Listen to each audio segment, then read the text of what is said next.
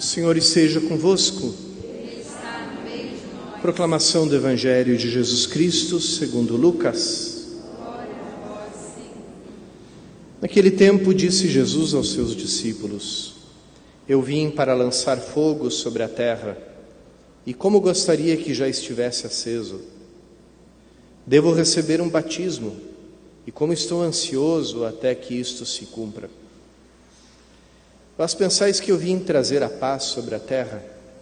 Pelo contrário, eu vos digo, vim trazer divisão.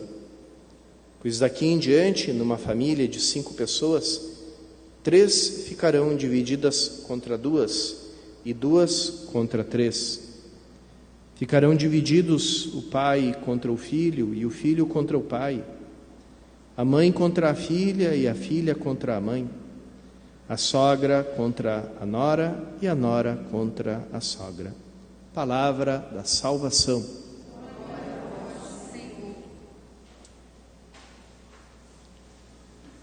Este evangelho que a gente acabou de escutar, irmãos e irmãs, apesar de ser o evangelho não da memória de São João Paulo II, mas do dia litúrgico, da quinta-feira da 29ª semana, ele tem muito que ver e nos lembra muito essa obra, esse trabalho que o Papa João Paulo II realizou na igreja.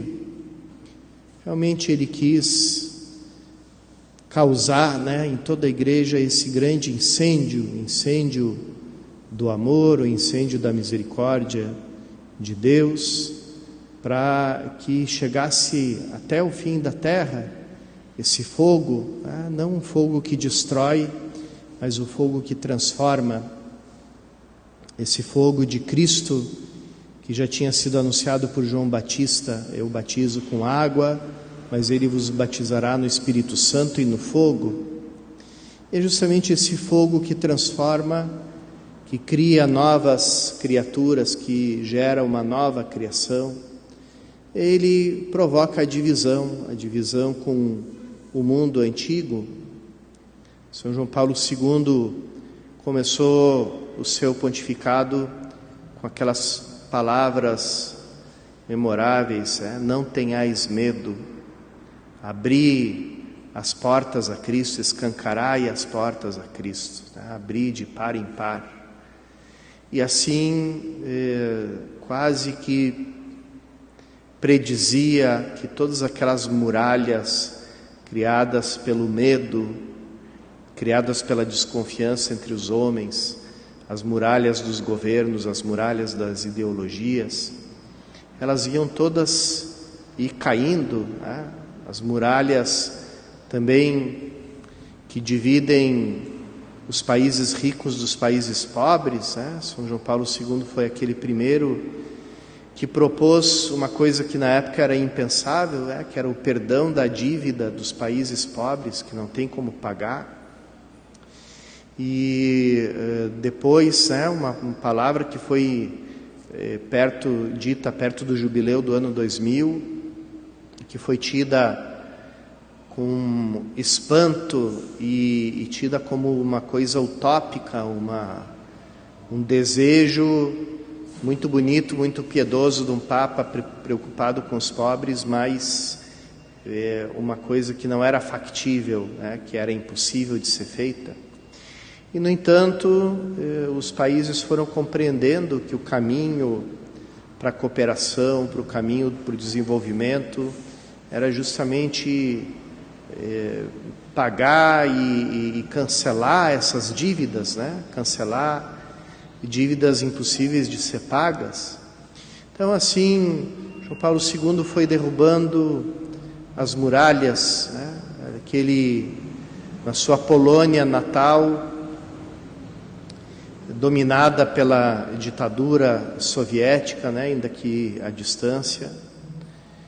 Dali surgiu um pequeno sindicato de cristãos, de católicos poloneses, que foram também pedindo, reivindicando direitos, reivindicando tantas coisas que eram negadas para eles, e com um grande apoio do Santo Padre, um grande apoio do Papa. Esse Papa que, quando foi mostrada para as autoridades comunistas a lista de possíveis candidatos a bispos, né? As autoridades viram no fim da lista, né, em terceiro lugar, aquele bispo Karol Wojtyła, e escolheram ele justamente por pensar: esse é um homem que não fala de política, é um homem que nunca bateu de frente com o regime, porque ele se preocupa com a cultura. Então ele é um homem da cultura, e como toda pessoa da cultura, ele é inofensivo, né? Não nos ameaça. E, no entanto, ali com aquele trabalho, né,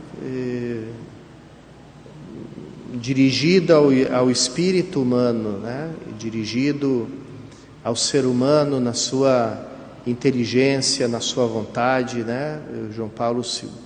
Karol Wojtyła era um grande filósofo também da pessoa humana, né? Aprofundou no tema da pessoa humana.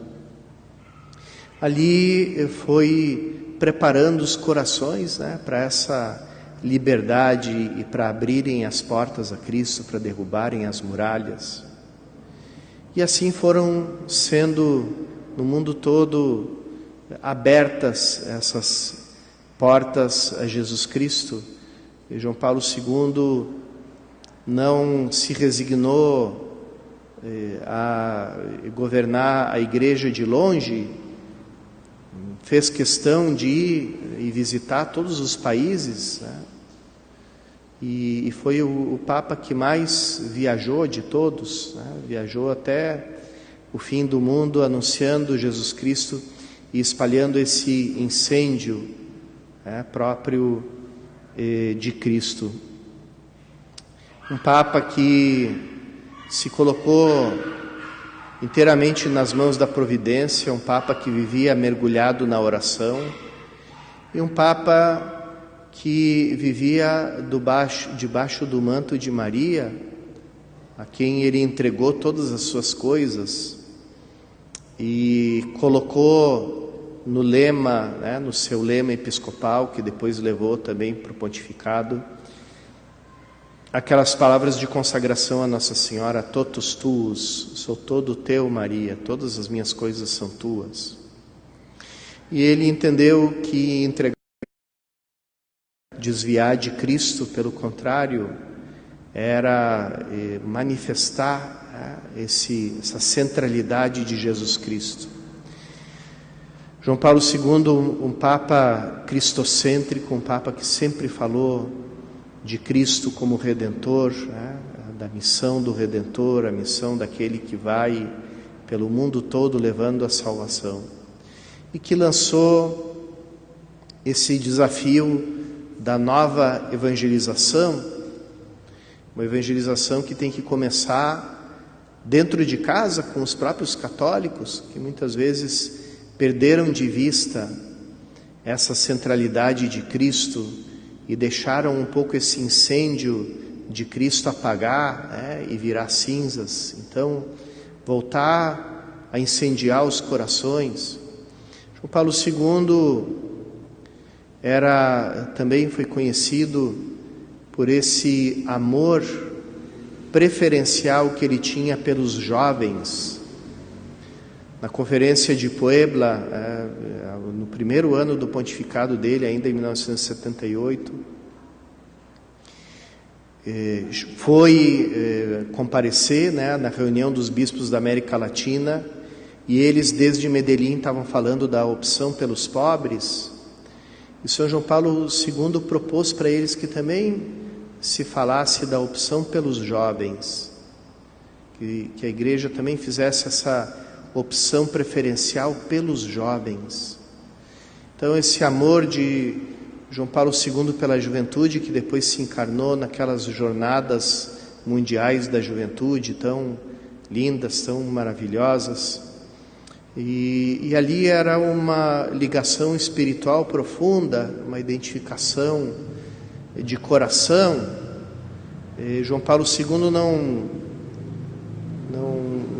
não fazia muitas coisas como que para atrair e para ter apelo junto dos jovens, mas transparecia no olhar dele, nos gestos, nas palavras dele, um amor muito grande pelos jovens. E por isso os jovens também amaram profundamente João Paulo II. Eu me lembro quando ele se dirigia a eles, às vezes dava longas mensagens, às vezes muito difíceis de entender, muito profundas. E os jovens, mesmo aqueles que não podiam, e acredito que a maioria não conseguia acompanhar a profundidade daquele pensamento, mas sentiam essa proximidade e essa confiança nesse grande Papa. João Paulo II nos deixa na sua pessoa um modelo de evangelizador, quer dizer, um homem que se aprofunda na oração, um homem que sabe viver ao pé de Cristo na Eucaristia, um homem que sabe confiar todas as suas coisas a Nossa Senhora, e um homem que anuncia Cristo, o centro de toda a nossa vida, centro do mundo, centro da história. E um homem que convida o mundo todo a não ter medo de Cristo. E junto com ele, levando Maria, levando esse manto protetor de Maria, que é tão significativo na vida desse grande Papa. Todos aqueles que convivemos com ele, eu tive essa felicidade de me encontrar pessoalmente com ele algumas vezes em Roma, quando eu era estudante. Todos ficaram marcados, né, por essa figura, por essa pessoa tão forte, né, e que nos últimos anos viveu naquela cruz, né? A sua união com Cristo levou ele a abraçar também o mistério da cruz e o mistério do sofrimento, até que se apagasse a última chama, né, da vida dele, falando da vida mortal, né, porque a chama do coração dele por Cristo foi crescendo sempre cada vez mais.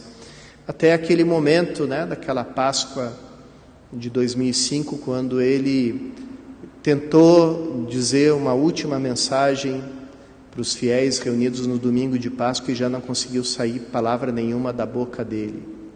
Então, ali se consumou essa união com Cristo e esse desejo, né, de se desgastar, de ir até o fim do mundo por Cristo.